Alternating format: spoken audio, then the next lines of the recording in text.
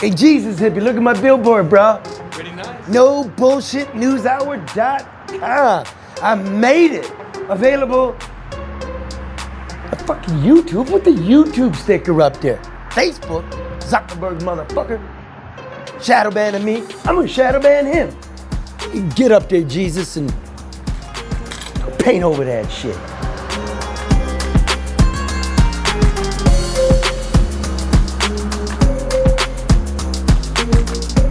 Hey man, you missed the spot. Little to the left. No, little to the right. Get it all done. Motherfuckers didn't pay a cent. Shadow ban me. No, don't fuck with Reddit. I like Reddit. Live from downtown Detroit, it's No BS News Hour with my main man, Scotty.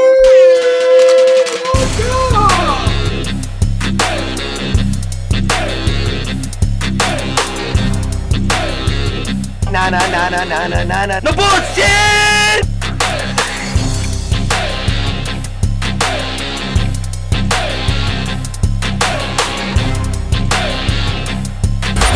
This is just it, breaking news.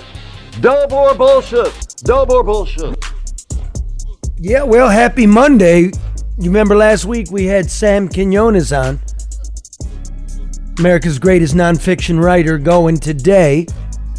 It was so interesting, we thought we'd have him back Monday, today. Yeah. It's not really Monday, it's last Thursday, but Sam changed his shirt, Karen put on a scarf, and I turned my vest inside out. Charlie, what is the point of doing that if you're going to tell everybody that's what we did? No bullshit. I have no idea. It was Sam's idea. No bullshit. This is crafty media guys, It is Monday. It is Monday. And if it's Monday, if we say it enough, it'll be true. What are we talking to everybody? Pot him down. All right, listen, what we were talking about Thursday last week was how opioids and Oxycontin and heroin became the scourge of the United States. We left off at about 2006, and then big things happened in 2006, namely fentanyl, and we'll get to that with Sam Quinones, his latest book, The Least of Us, brought to you by Hall Financial. Want to remind you that credit card rates, if you're carrying over, the interest is what, 20%? Oh, yeah. And that half of you in America are doing that? Hall Financial is here to help you become debt-free. Get a cash-out refinance from Hall Financial. That's a great way to use the equity in your home to pay off the high-interest credit card debt. Think about that. 6% or 20%. It's simple math. It's easy math. Yeah, it's easy I can math. handle that. A free 5-minute mortgage review with Hall is all it takes to get you and your family in a better position.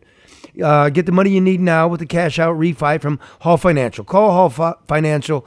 It says Hall Financial a lot in here. Oh, yeah, Hall Financial, Hall Financial. Well, Hall Financial. In fact, the number is 866-CALL-HALL, or chat with them online at callhallfirst.com. Hall Financial. And remember, when you watch TV, you're bombarded with insurance ads promising to save you money. But if you really want to save the dough, you need to call our sponsors at Legacy Partners Insurance. They're independent, so they shop between 7 and 10 carriers for your insurance to find you the best deal. No cost to you. And when you get your quote, you're going to be like me. You're going to be a money saver. Red, did you call them? I sure did. Are you going through them? Hey, yes, I am. Yes, he is. Look at that. And they called me back on a Saturday.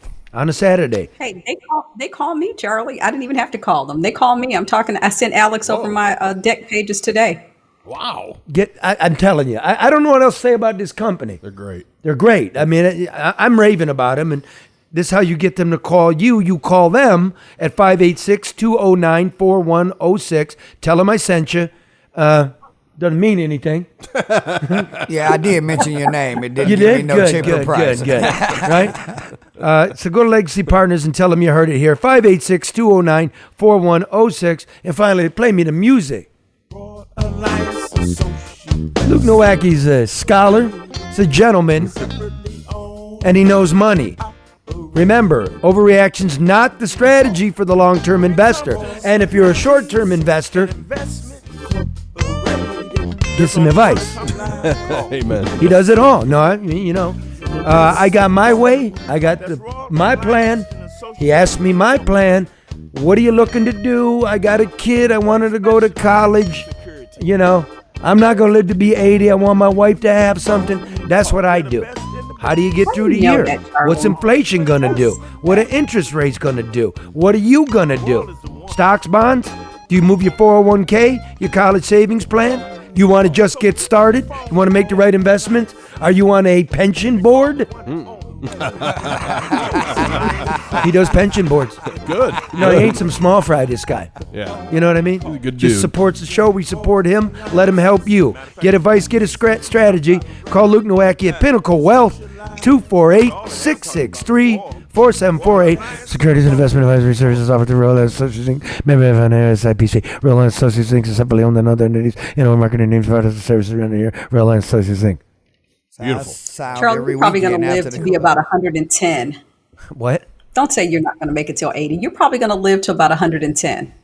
Well, I got news for you. I don't even think the prophets in the Old Testament lived to. No, it didn't live to be no 888 years. Methuselah, yeah, Methuselah did. Methuselah didn't live to be no 924 years Well, old. you're gonna set a new standard, Charlie. Let's think positive. They just counting like the federal government, Karen.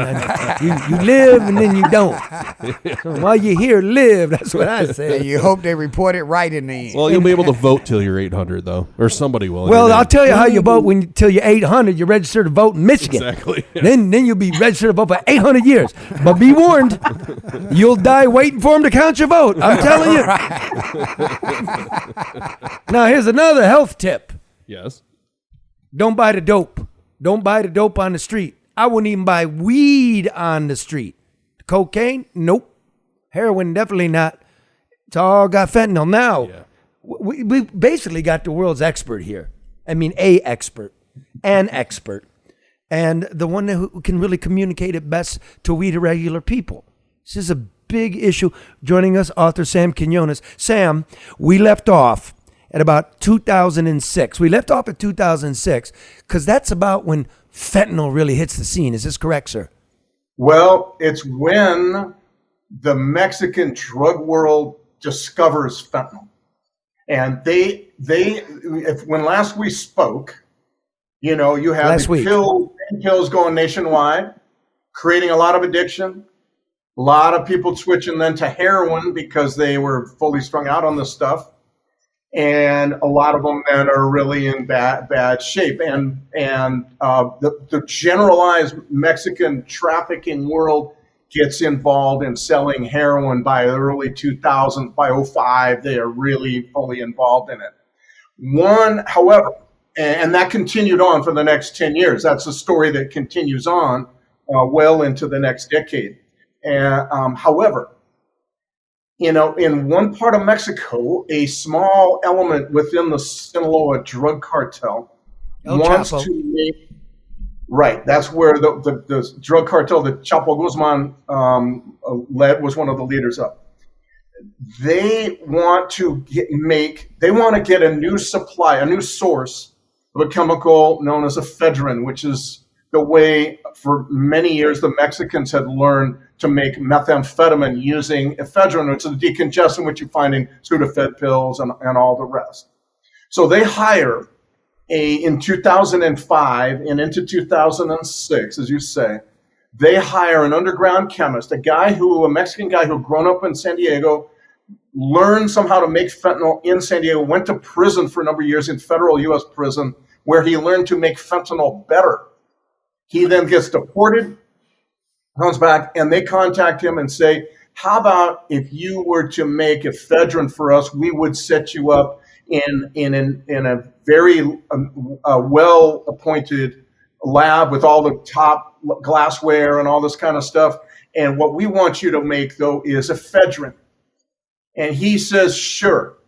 Meanwhile, in the back of his mind, though, he's thinking, these guys don't know that I have access to one of the most profitable drugs, the most profitable drug they'll ever deal with. And so instead of making ephedrine, after they get the lab set up, he instead never actually makes ephedrine. He makes fentanyl. Well, these guys, after funding all this, get fairly mad because hey, we want you to make ephedrine. He sits them down and he says, no.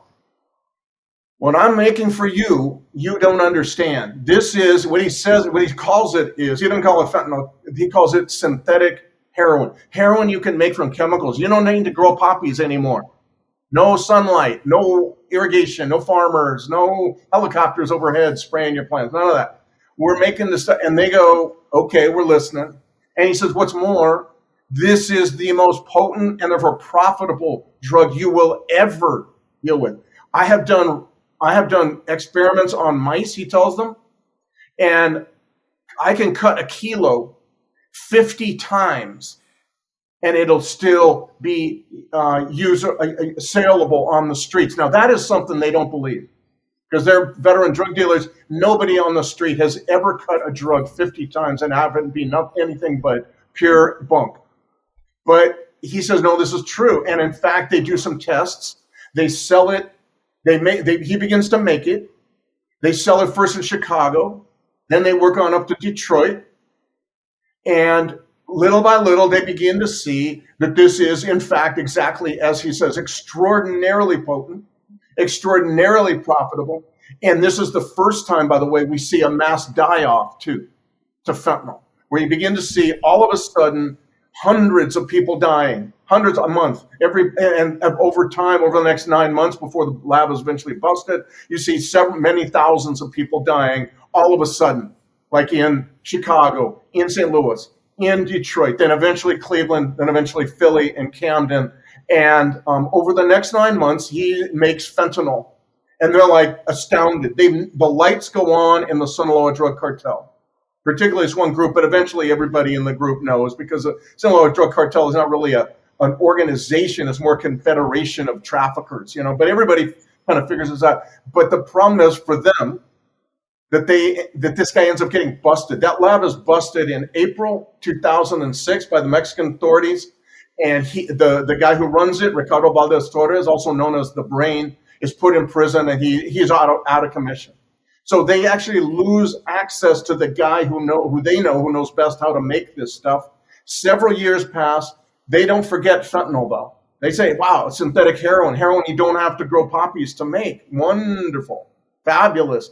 Meanwhile, the Chinese chemical companies are figuring out that they can sell this stuff. They've known how to make fentanyl for a lot of years, legitimately, fentanyl legitimate, and their companies begin to sell it illegally, to traffickers using the web, using the dark web and sometimes the open web that we all use. And eventually you begin to see the first, after that one die-off, which ends with the bust of that lab. So you get thousands of people dying and then they stop dying, right? And then several years later, you begin to see the trafficking, the chemical companies in China understand that there's a market, particularly in those states where the opioid epidemic has hit first and worst. Ohio, Kentucky, Indiana, Tennessee, West Virginia, of course, all these places, all of a sudden dealers in there, the word spreads, particularly first it seems in northern Ohio, Akron, Cleveland, places like that, where they discover, hey, fentanyl is a additive to heroin. You can add it, boost your heroin, and it's dirt cheap. It's few little grains will do it. And they begin to buy this stuff from the Chinese, the companies there, Chinese chemical companies, mail it through the mail, pound at a time, something like that. These guys don't know what they're doing. These dealers on the street level, what they see is lottery winnings. Fentanyl means lottery profits. The problem is, and unlike any other drug before, in order to get those lottery profits, they have to mix fentanyl with something else because it's so potent that a few grains, will get you high. A couple more will kill you. But either way, you cannot sell a few little grains worth of salt. Just think of a few grains of salt on the street. It's just not logistically possible to sell that in a little baggie. So they have to mix it with something else, with some other lactose, some other powder that doesn't do anything to be able to sell this stuff. The problem is they are awful mixers. They don't know what they're doing. They don't know how to make. And so for a long time, they were mixing up this stuff that was killing huge and overdosing people in enormous clusters. You'd see in a weekend 50, 75 people overdosing in Cincinnati and in Huntington, West Virginia. And one reason for that was that the myth had spread on the street that the best way to mix your fentanyl with another inert powder was with a magic bullet blender. Now, I have a magic bullet blender. They're magnificent instruments. I make smoothies and salsa with my magic bullet blender, and it's great. It's a wonderful kitchen implement. It's a awful thing to use to mix your fentanyl because it's powder. And the magic bullet blender, fentanyl is powder, and magic bullet blender only blends liquid. These guys don't know that. They don't care. They're mixing the stuff. Narcs are finding 5, 6, 8 dozen magic bullet blenders at these mixing sites. It's an amazing just shitstorm of stuff, and all this stuff's going out and killing people in large concentrated numbers. But the Mexican trafficking world never has forgotten fentanyl, so they begin to buy fentanyl from the Chinese. But then eventually, I think what happens is they find chemists who teach them how to make it, and that is when the world shifts. That is a traumatic change because now they have access. They see that synthetic drugs are the wave of the future. You don't need land. You don't need irrigation, sunlight, any of that they used to do to grow their own dope. Now all you need is a shipping port. Control the shipping port, which they do. You can get ingredients from the World Chemical, all the ingredients you want. And that's what begins to happen really about 2016, 17. Gradually, the Chinese chemical companies are eclipsed. They begin to sell the ingredients to the Mexicans, and the Mexicans in Mexico begin to make it with these ingredients that are coming in through the ports, through the airport in Mexico City, big source. All of that allows them to make just simply like staggering quantities. Why don't the Mexican authorities stop this? It's Well, their because, airport, their ports of. Yeah, I mean, there's problems with a long-standing problems with corruption in Mexico.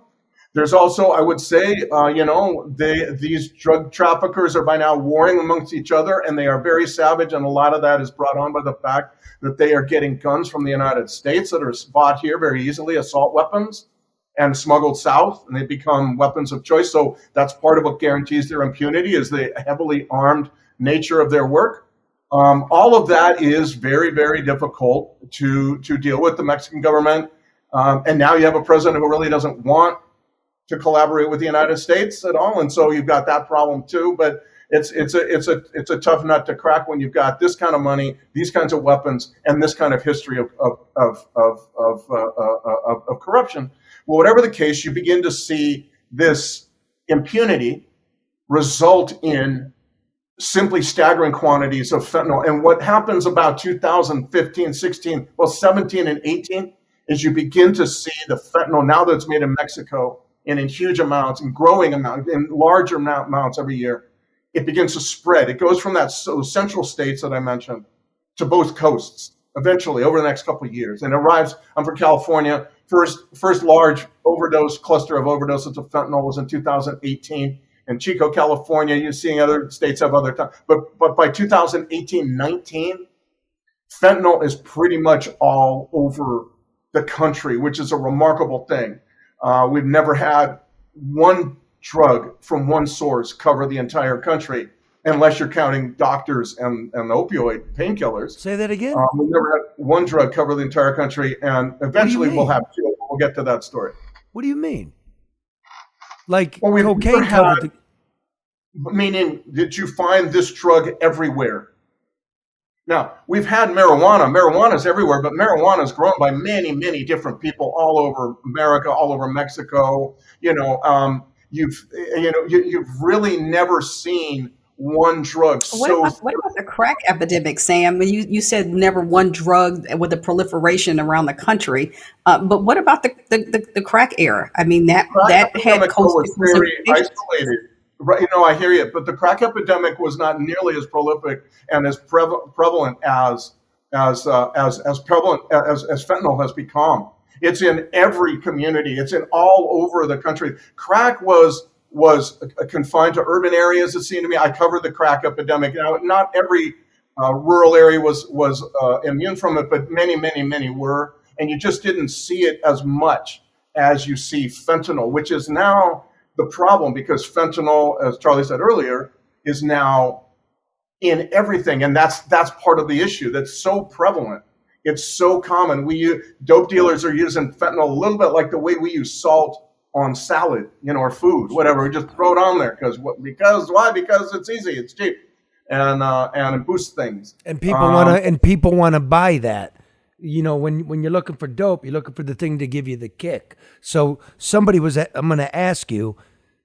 Somebody was asking me, why would they put fentanyl and stuff? I said, well, fentanyl's cheap. It's easy to smuggle, right? You can grind up parsley, put a couple of grains of fentanyl in it, and it's super weed. You can take Johnson's baby powder, put some couple grains of fentanyl in it, and it's awesome cocaine, correct? Right.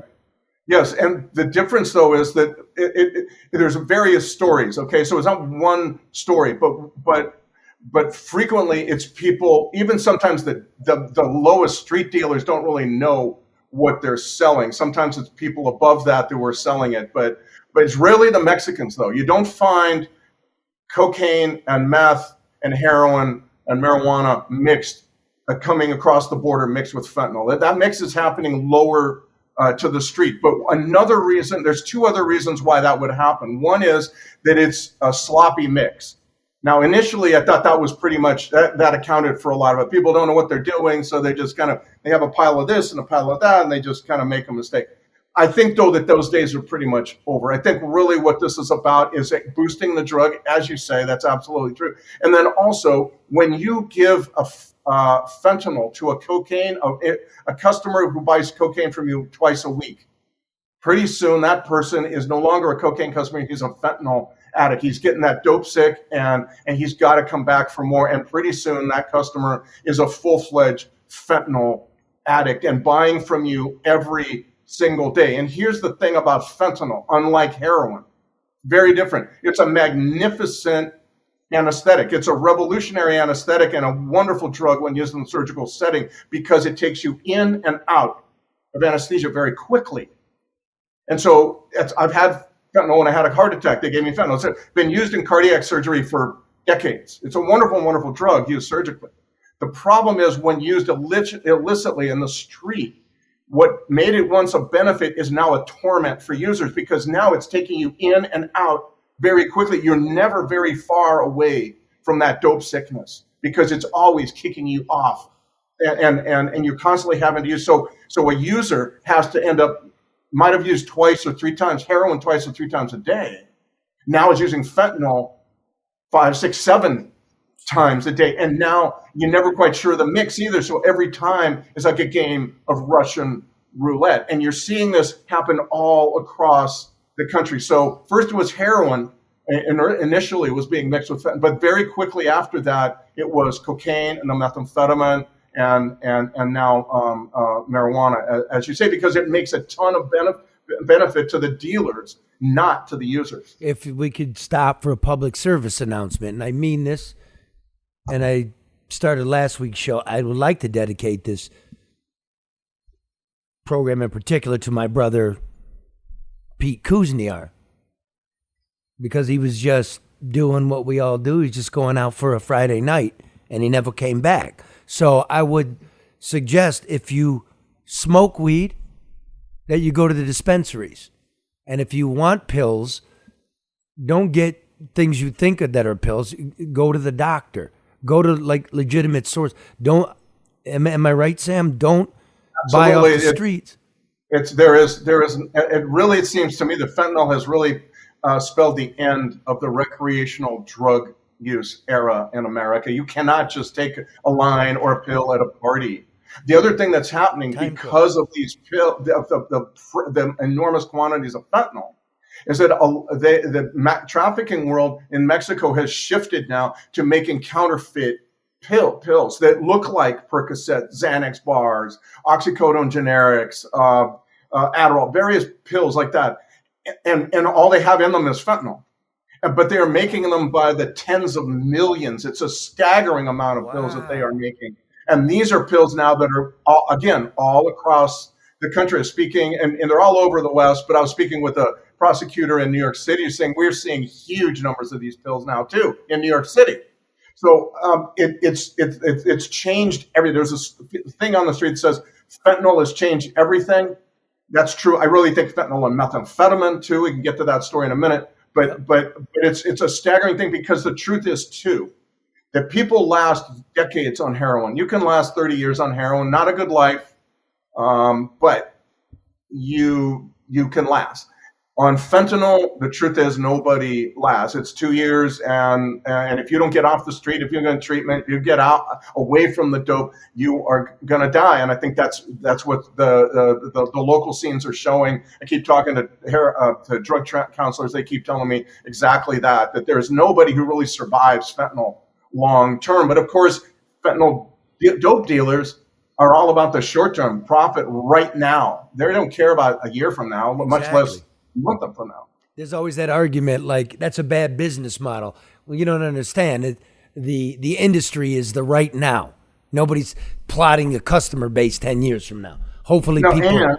And the other thing is, this happened with that fentanyl that was coming up from Mexico in 2006. The authorities in Chicago, they called it, they didn't know what they were dealing with. They said, we've got this very powerful new form of heroin coming in. Please do not use. Well, of course, every addict in Chicago made a beeline for that heroin, because that's the way you do it. If it's killing people, that means it must be really good dope. So get down there and do it. And that is another a phenomenon that people are now seeing. The more people use and get addicted to fentanyl, the more they're demanding fentanyl. And if people are dying from a certain batch or a certain dealer's fentanyl, they're going to go to that dealer. If I could ask this, Sam, the OxyContin avalanche really, basically that killed white people, and to a lesser extent, but at a similar rate, Native Americans. Yes. And now with fentanyl, it's really, really affecting the black community.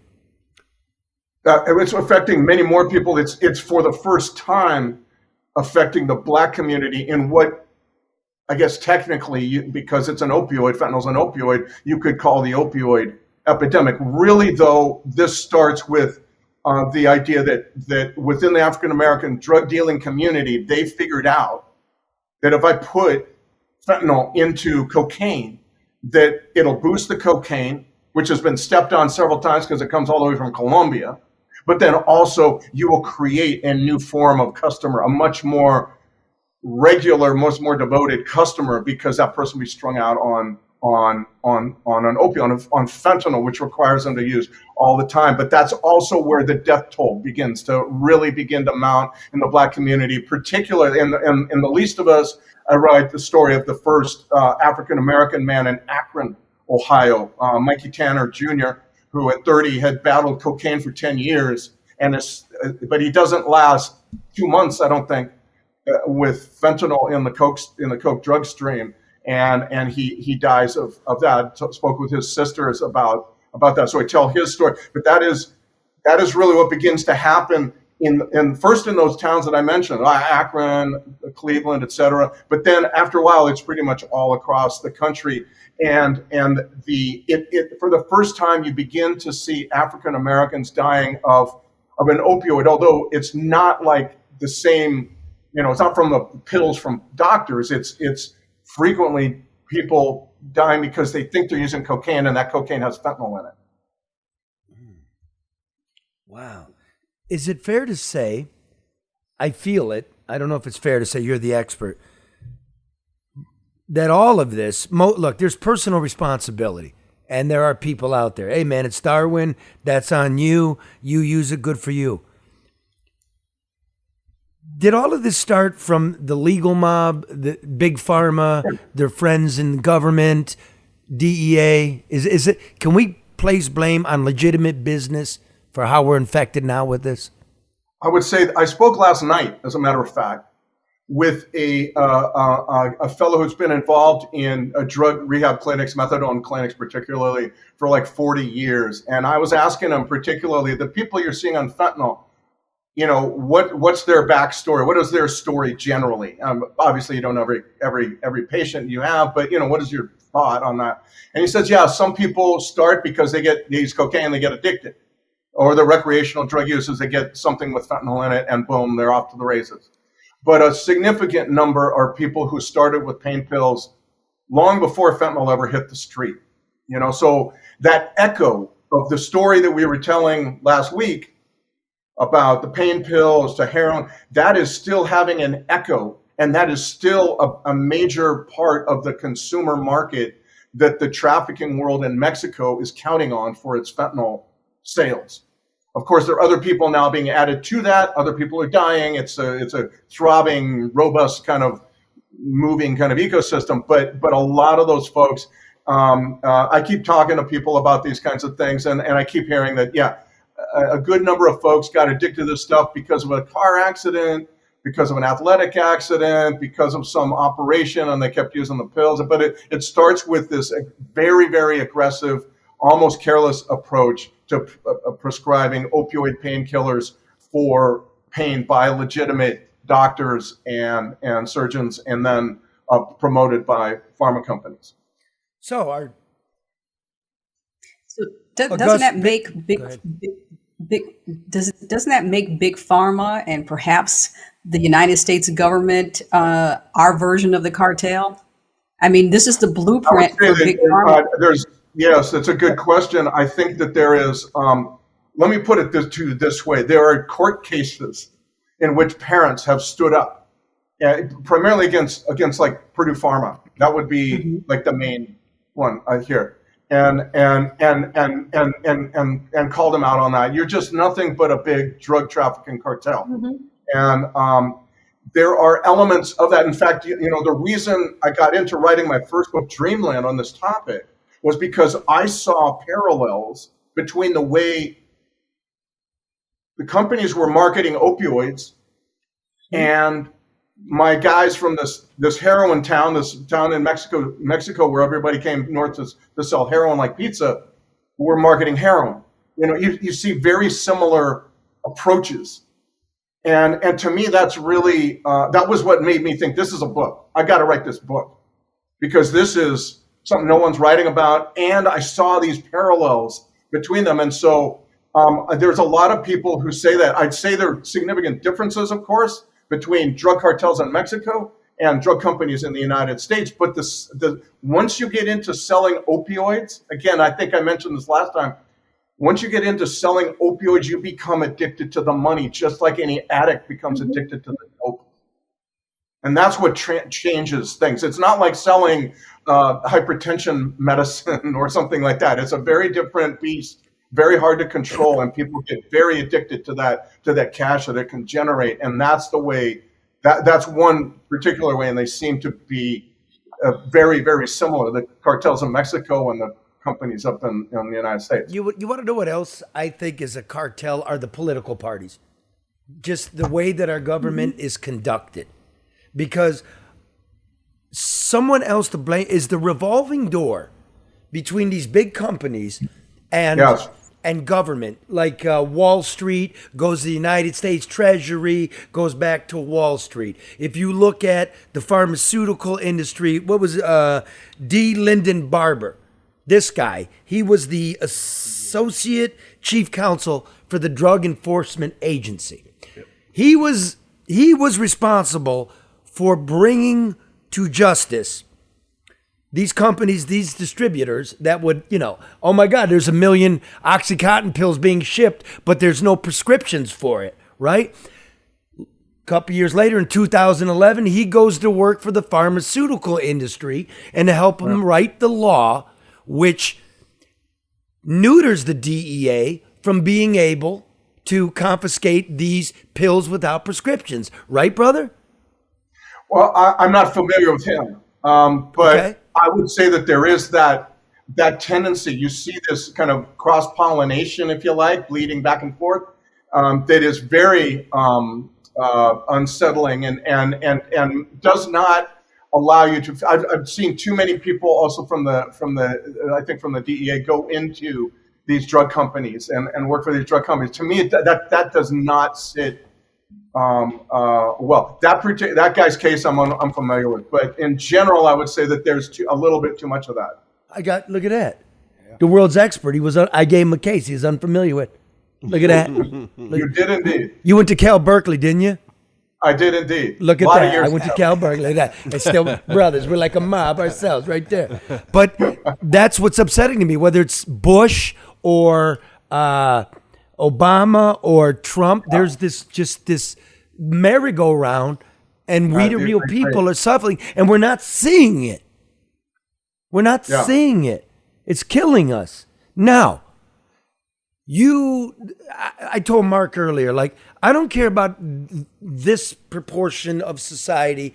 Fuck 'em. I don't, but I want to talk to you for a minute. It does affect all of us, because what Sam just said was what no one was writing about. You want to know what else, Sam? Sam used to work for the LA Times. He was a cop reporter. That's the best way to do this. Sam, I don't know how long does it take you to write a book? 5 years? All the work you do? 3 or 4 years from idea to getting it in and getting it accepted. Right.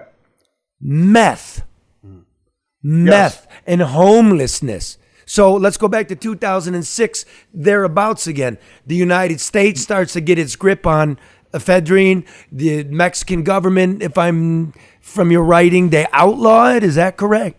In 2008, the Mexican government has been cutting down on the amount of ephedrine it allowed to be imported into Mexico. And in 2008, it says no, only very small amounts and only to certain companies.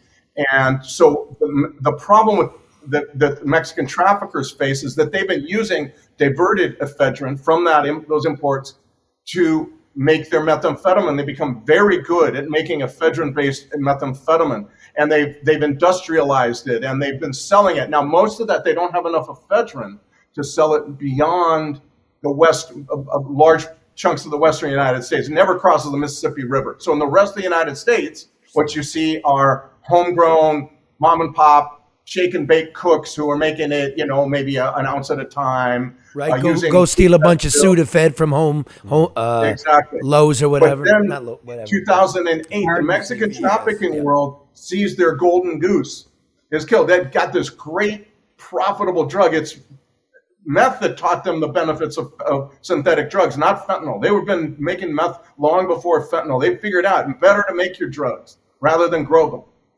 But all of a sudden they can't get this, and so they have to switch. But there's a lot of chemists they can now have available, or they force to be available to them. And those chemists say there's another way of making methamphetamine that the bikers, the Hells Angels in California used to use. It's very messy, it stinks, but it has one benefit. This method has only one benefit. It's made with a chemical known as P2P, phenyl 2-propanone. P2P for short, and this is a precursor that you can make in many, many different ways. You can make it with all kinds of different chemicals, different combinations of chemicals. So the benefit to traffickers is that the government cannot crack down. As it cracked down on ephedrine, you just throttle the amounts of one drug that's available to them, and their industry is suffocating. So now they can make this one precursor, essential ingredient, this precursor ingredient, they can make it a dozen, 15, 20, 30 different ways. And most of those ways involve chemicals that are legal, industrial, highly toxic, and very cheap. And if they can get them from the entire world, most of them are not made in Mexico, but you can get them imported. So you control ports, you can get these ingredients. And this also begins a similar story, begins to happen with methamphetamine, as happens later with fentanyl. And that is that they begin to learn how to make this P2P method of making methamphetamine. And increasingly they scale that learning curve. And by 2000, I would say 11, 12, 13, you see more and more people getting in. A lot of the capos are selling the chemicals. They want people to make more. So they're selling the chemicals to producers, and they're making, it was like a big meth rush. And huge amounts of this drug begin to be made beginning 12, 13, and you begin to see it just take over the western United States first. It dislodges crack from Skid Row, LA. I never thought I'd ever see that, but it dislodges crack becomes the drug of choice to this day, is still the main drug in Skid Row. Like, you see it all over the West, in Vegas and up in Portland and Albuquerque, et cetera. And then by 2017 and 18, it keeps marching across the country. Hits the Midwest, 2017, 18. All those little shake and bake mom and pop meth cooks, they're all run right out of business, like Walmart does to Main Street. And then by 2019, meth is up into New England, which has never had any methamphetamine of any kind, of any sustained quantities. And what you see is, too, it's a staggering thing, because at the same time, they're covering the country with this stuff. They also dropped the price by 80%. I mean, it's amazing. I live in Nashville, where 6-7 years ago, the price for a wholesale pound of meth was $16,000. It's now $2,000. It's just an amazing drop. And it's for the audience, correct me if I'm wrong, meth is a stimulant and opiates are a depressant, right? Depressant. And what happens is you begin to see a reversal of what historians have always said was the nature of the drug market in America, which is we go through cycles, right? Stimulants to depressants to stimulants to depressants, 10, 15 years each cycle. There's a definite cyclic, but these two drugs flatten out that cycle. Now it's fentanyl and meth and fentanyl, depending on where you are. One's more important than the other, but they're both prevalent. They're both everywhere, and they're both in such staggering quantities that they're massively affecting the drug market. But with methamphetamine, fentanyl has its own issues, mainly the fact that it kills people without fail. Meth has another issue, and I found this out later in the writing of my book. I met a guy who was telling me, when I began using methamphetamine in 2001, it was a party drug. It was a great drug. I was a friend to everybody, the best friend of, jabbering away all night. I held on to my life. I could function even though my life was kind of unraveling to some degree. I was still had a job, a house, a girlfriend, a car, all that kind of stuff. And then in 2009, precisely, it hit me when he said this. Precisely 1 year after the Mexican government had restricted imports of ephedrine, you begin to see the first supplies of P2P meth coming into the United States. In 2009, he said, I used it, and the first time in 8 years I've been using methamphetamine, all of a sudden it drove me to unbelievable paranoia, psychosis, that I wasn't able to even understand. There were, I thought my girlfriend was hiding a boyfriend in the walls, in the mattresses. I was out of my mind. He said for the next 5 years, I was still, until I got sober, I was psychotic pretty much the entire time, and very quickly then thrown out of every place he had to live, lost his apartment, mom and dad wouldn't take him in, girlfriend didn't want him anymore. All of this began to happen. And I began to think, he told me this story one night at a pizzeria, and I thought to myself, this methamphetamine is all over the country that he's describing, this P2P meth. What if I've been asking haven't been asking the right questions? And that is, what if all across this country, there are people who are now on top of it, addicted to meth, but they're also psychotic. And sure enough, I began to call around, and all over the country, West Virginia, Eastern Tennessee, Albuquerque, Southern Indiana, LA, Skid Row, on and on. There's a bunch of places I called, and every place reported the same thing. It was a staggering kind of reportorial journalistic moment when I go, holy shit, this stuff is not only across the country and cheaper than ever, but it's also creating symptoms of schizophrenia, psychosis in massive amounts everywhere it lands. And very quickly, that mental illness and that drug addiction is leading to homelessness. And very quickly, the homelessness is leading to tent encampments. And tent encampments become kind of the place where you are most at home if you are addicted to methamphetamine. The last place you want to be addicted to methamphetamine is in a homeless shelter, because everybody's out of there. You're just like surrounded by people who are like, everyone's a threat, And so the tent encampment becomes the new form of homelessness. And I believe very strongly now that that a major driver in the mental illness and homelessness problem that many communities are having all across the country is driven by this vast quantities of methamphetamine coming out of Mexico since 2009, but really since like 2011, 12, and 13. That's interesting, because the explosion of homelessness, the tenant camps, San Francisco, New York, Seattle, Portland, that's where you really see it in thousands, really lines up with the timeline you're laying out with legal maneuvers, cartel behavior. It's fascinating. What's the solution, bro? Well, let me tell you this, though, before we get into that. Let me say this, that homelessness has many causes. It's a very complicated thing, probably as complicated as every person who is homeless. You can go homeless, become homeless because you are aged out of foster care, released from prison without any family support, domestic violence, child abuse. You have a surgery, you lose a job, you're evicted. All these things are reasons for homelessness. Drug addiction is certainly right there at the top.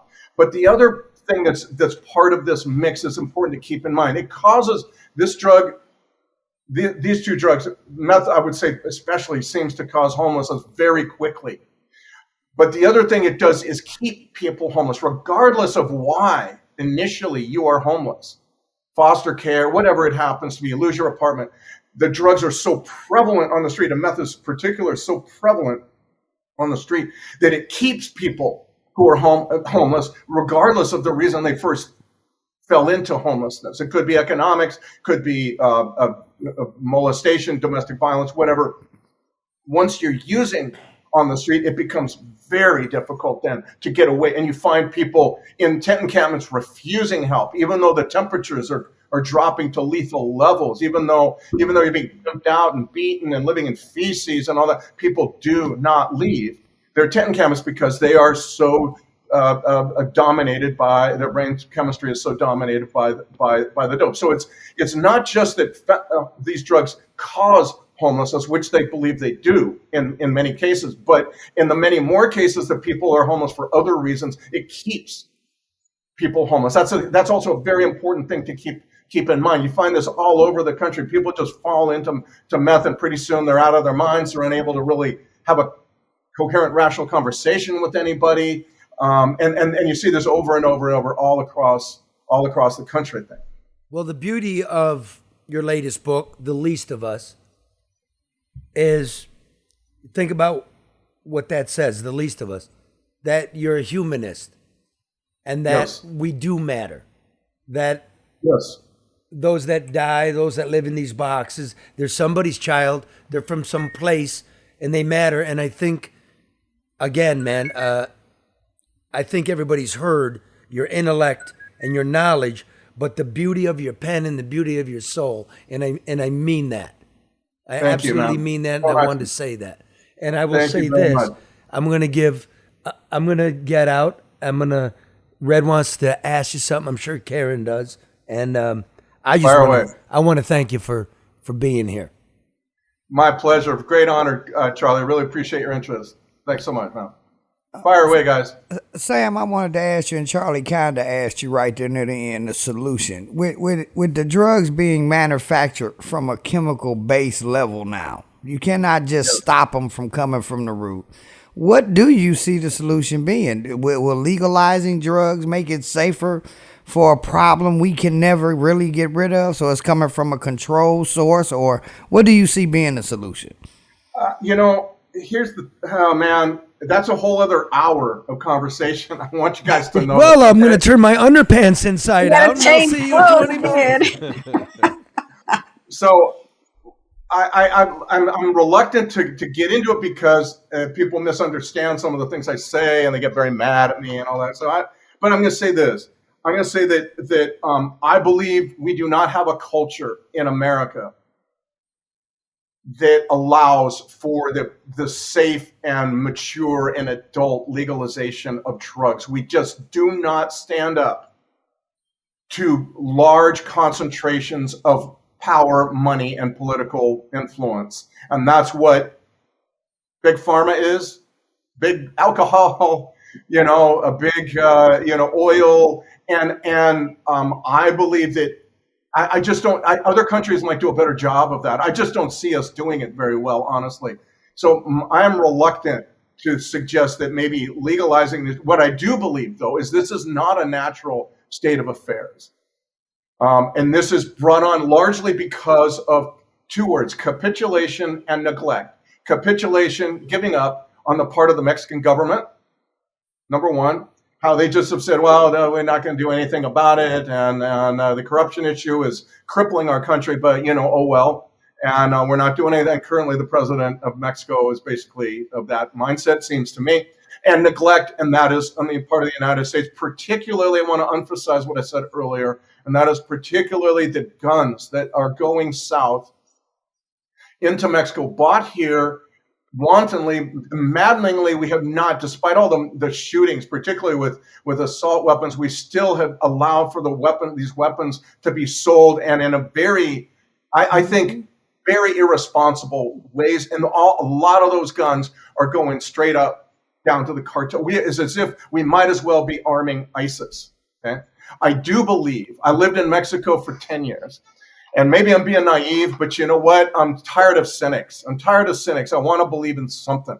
I want to believe something is hopeful. And I do believe, after living in Mexico 10 years, that if we would mount a concerted, sustained, long-term effort to collaborate with Mexico on these issues, that we would put a major dent in these synthetic drugs, because the traffickers themselves have painted themselves into a corner, right? They now rely, for those staggering profits that come along with the staggering quantities of drugs they're making, they now have to get their chemicals from only a handful of ports. There's not a lot of places where they can get these drugs. And so if there was a sustained, responsible, mature, well-motivated, and well-paid law enforcement effort, maybe collaborative effort between the two countries to watch these ports, to make sure that the chemicals that are coming through there are not going into the wrong hands, I don't think it would be the most difficult job in the world. I actually think it might be very, very easy once you have collaboration.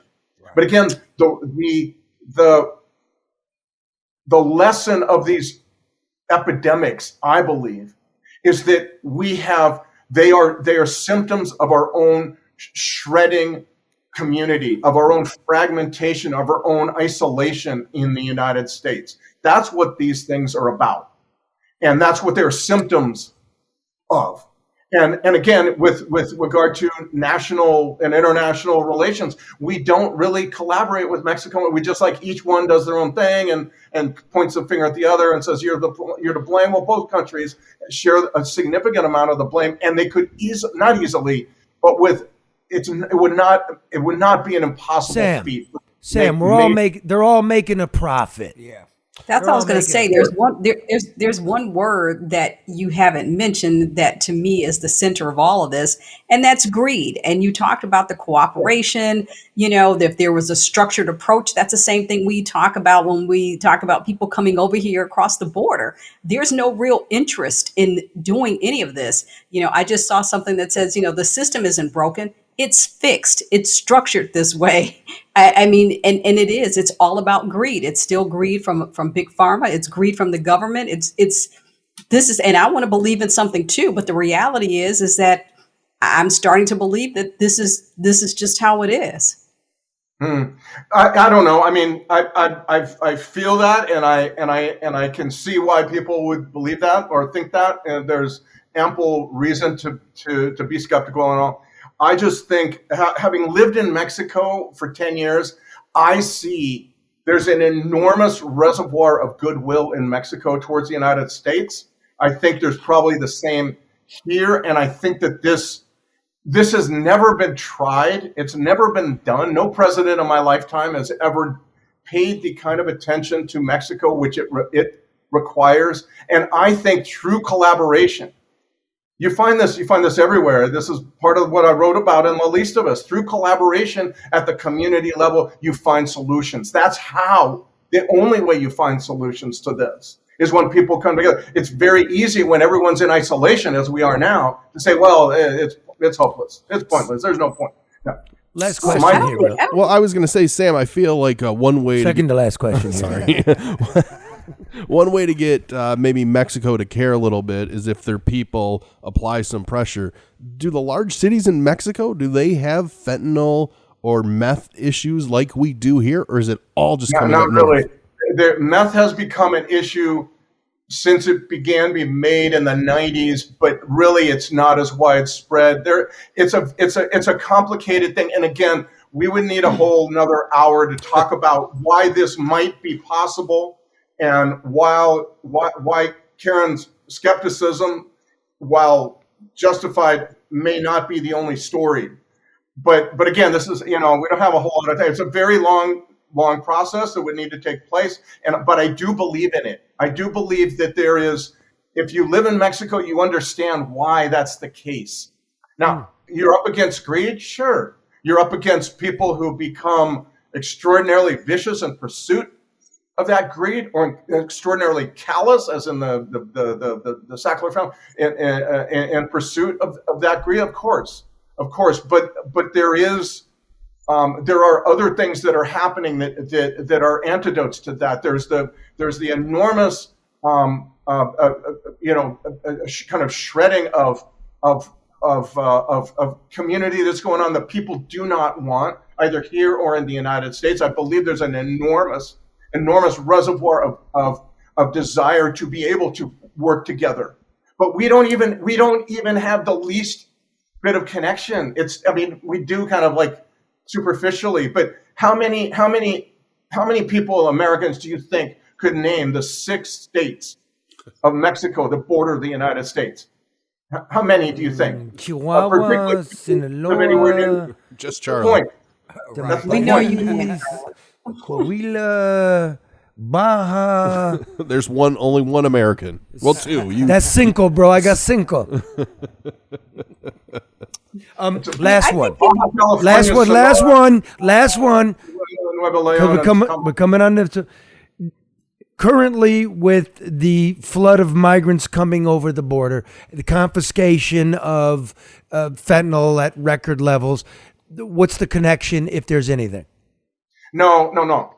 This is not created by people crossing the border as migrants. There are seizures of people with dope strapped to their tummies, or I saw one guy the other day had a cane full of pills, that kind of thing.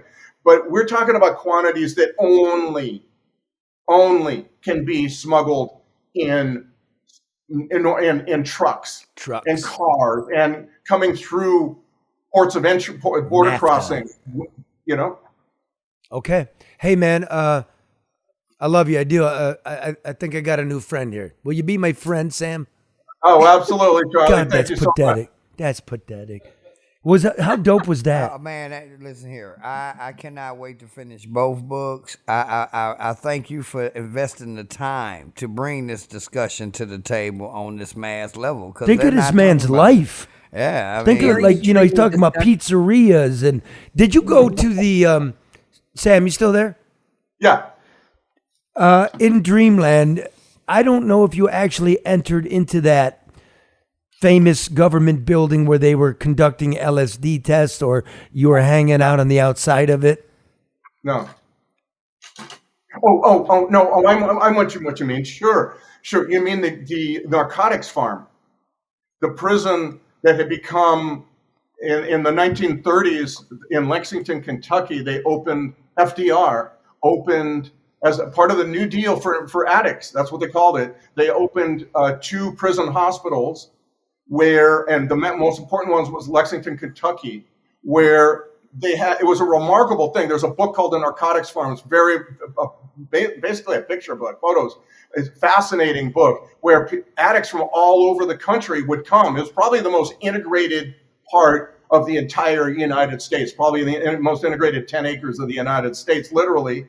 Gay, straight, everybody was there. And in fact, so many jazz musicians have been getting addicted to heroin because of Charlie Parker. Everybody wanted to play like Charlie Parker, and he was a heroin addict. People thought so many of them began going to this narcotics farm that they had one of the greatest jazz bands ever assembled in America for Sonny Rollins went there, Tad Dameron, Jackie McLean, all these great, I think Jackie McLean went there. Anyway, there's a bunch of great jazz musicians, and they never recorded, but they would play, and all the hipsters from Lexington would go up to the Narcotics Farm to hear this great jazz band play. In the 70s, it got very weird, and there was experimentation with LSD, and they closed it, and now it's just a straight up prison hospital.